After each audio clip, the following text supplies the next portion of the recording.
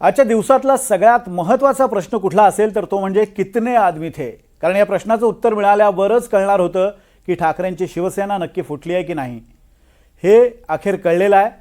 सहा खासदार ठाकरेंच्या बैठकीला आलेच नाहीत आणि ठाकरेंची शिवसेना फुटल्यावर शिक्कामोर्तब झालंय। त्यानंतर दोन्ही शिवसेनेमध्ये एक नवा चित्रपट सुरू झालाय। या चित्रपटाचं नाव आहे शोले। आपण पाहूयात।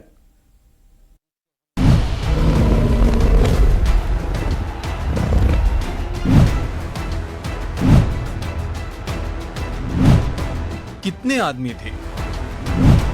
3 सरकार, वो 6 थे और तुम 3, फिर भी वापस आ गए खाली हाथ। क्या समझकर आए थे कि सरदार बहुत खुश होगा, शाबाशी देगा? अब तेरा क्या होगा संजय दीना पाटिल? एक एक को चुन चुन के तोड़ूंगा। इतना सन्नाटा क्यों है भाई? शोले मधला एक डायलॉग होता, मैं अंग्रेज जमाने का जेलर हूं असा असरानी म्हणायचा। आधे इधर जाओ आधे उधर जाओ, बाकी मेरे पीछे आओ। पीछे बघितलं तर कुछ नहीं है।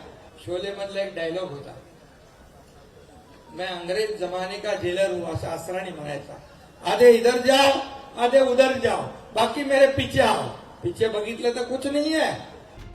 ठाकरेंच्या शिवसेनेतले हे शोले, जी शिवसेना राजा होती आणि मातोश्रीवर महाराष्ट्राचा रिमोट कंट्रोल होता, त्याच ठाकरेंवर आज इतना सन्नाटा क्यों है भाई असं म्हणण्याची वेळ आली।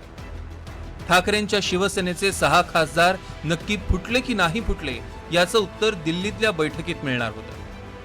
बैठकीला हजर राहण्यासाठी सगळ्या खासदारांना ठाकरेंच्या शिवसेनेनं व्हीप बजावला होता। बैठकीला किती खासदार हजर राहणं अपेक्षित होतं? तर 9। प्रत्यक्षात किती उपस्थित राहिले तर फक्त 3 खासदार। ठाकरेंच्या शिवसेनेनं बोलावलेल्या बैठकीला कोण कोण आलं पहा। खासदार अरविंद सावंत, खासदार अनिल देसाई, खासदार राजाभाऊ वाजे आणि राज्यसभेचे खासदार संजय राऊत। या बैठकीला कोण कोण आलं नाही तर संजय देशमुख, संजय जाधव, नागेश पाटील आष्टीकर, भाऊसाहेब वागचौरे, ओमराजे निंबाळकर आणि संजय दीना पाटील। कितने आदमी थे याच प्रश्नाकडे मुंबई ते दिल्लीचं लक्ष होतं। अखेर 3 आदमी थे म्हणजे 6 खासदार नक्की फुटले आणि त्यामुळेच एक एक को चुन चुन के तोडूंगा असं म्हणण्याची वेळ राऊतांवर आली। तो लगता है एक बार ये कर चुके हैं, अब मैं कहूँगा तोड़ के दिखाइए। आपको नहीं तोड़ेंगे ना तो शिवसेना आपका बाप, हमारे बाप का नाम नहीं बताएंगे और हमारे बाप का नाम बाला साहब ठाकरे है, समझा? हाँ, क्या खेल लगा रखा है क्या डेमोक्रेसी का? पवार साहेब म्हटले मी स्वतः अशा जाहीर सभा घ्यायला त्या भागात जाईन तुमच्याबरोबर।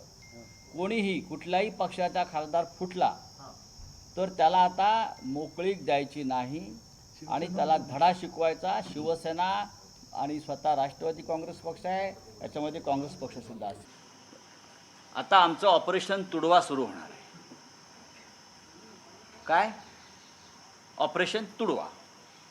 ऑपरेशन काय? त्यांनी टायगर, ते टायगर असले ते हे असे लपणारे लोक का टायगर असतात काय?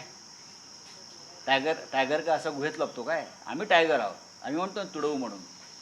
आता आम्ही ऑपरेशन तुडवा। ठाकरेंची सेना चुन चुन के तोडूंगाची भाषा करताय, पण त्याच वेळी शिंदेंचा सवाल आहे, तुमच्याकडे राडे करण्यासाठी उरलंय कोण?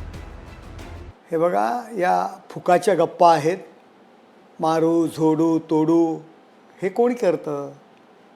तुमच्यासोबत आहे कोण या सगळ्या गोष्टी करण्याकरता? जो मूळचा केडर शिवसैनिक आहे ना, तो यांच्यासोबत नाही आहे। काय झालं आहे, संजय राऊत यांचं मानसिक संतुलन बिघडलेलं आहे आणि मी म्हणूनच सकाळी मी ठाण्यामध्ये जे काही मेंटल हॉस्पिटल आहे त्यांच्या सुपरिटेंडंटला फोन केला की वेळ पडली तर एखादा चांगला वॉर्ड बनवून ठेव, एखादा बेड तू आरक्षित करण्याकरता मी त्यांना विनंती केलेली आहे की संजय राऊतांना कदाचित आणखी मोठा झटका आला तर तिथे आणून त्यांना ॲडमिट करता येईल।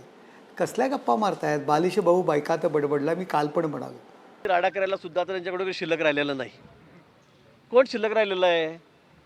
ते दिवस गेले जेव्हा तुम्ही त्या ठिकाणी आमच्या सोबत होतात, बाळासाहेबांच्या आयडिओलॉजीने चालत होतात, पण आता ते राहिलंच नाही तुमच्यामध्ये की तुम्ही आता काँग्रेसच्या मांडीवर जाऊन बसलेला आहात। आता तुम्ही राहुल गांधीला पंतप्रधान करा म्हणून त्याच्या मागे फिरतात। कुठे काय राहिलं तुमचं? आणि तुम्ही ग्राउंडवर आहात कुठे? तुम्ही सकाळपासून जे बस सगळं आपली बडबड सुरू करतात, त्यामुळे आता लोक तर वैतागलेत, पण तुमचे लोकसुद्धा वैतागलेत, खासदारही वैतागलेत, काही दिवसांनी बघा आमदारही वैतागलेले आहेत आणि पुन्हा काही बघा लवकरच मुंबईसारख्या महानगरपालिकेचे नगरसेवकसुद्धा तुम्हाला आता जय महाराष्ट्र करतील। कसे फुटले म्हणतात ते गिरीश महाजन जे म्हणतात ना, फुटले। मी माझ्याकडे एक दिवस ईडी आणि सीबीआय आली ना, सगळ्यात आधी गिरीश महाजनला फोडून दाखवतो। एक दिवस नाही, अर्धा तास जरी ईडी सीबीआय माझ्याकडे आली तर सगळ्यात आधी गिरीश महाजनला मी नाही फोडून दाखवला तर बघा।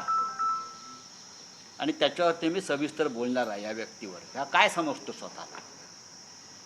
नाशिकच्या कुंभमेळ्यात सगळ्यात मोठा भ्रष्टाचार चालला हिंदुत्वाच्या नावानं। कुठले कॉन्ट्रॅक्टर्स काय सगळी यादी माझ्याकडे आलेली आहे आणि हे आम्हाला शिकवणार।